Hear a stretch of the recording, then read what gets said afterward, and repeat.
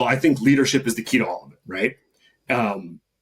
Beyond that, though, I think three specific things. One, most people in most nonprofit organizations are not empowered to actually make change. There's usually one or two people in the organization who have to greenlight everything.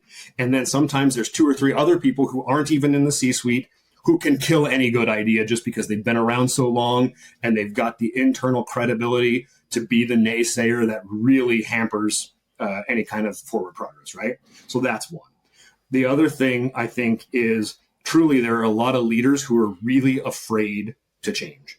And some of that is personal fear, not wanting to fail, not wanting to put their organization at risk, and not understanding that if they don't change, they're really just managing long-term diminishing returns, right? And so they're putting it at the same, if not greater risk, it's just a slower path, right?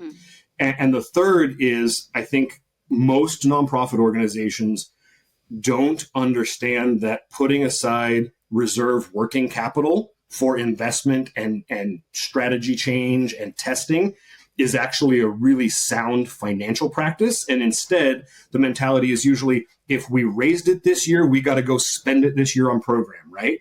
And so there's no framework or safety net for risk, because every dollar you raise has to be accounted for somewhere else.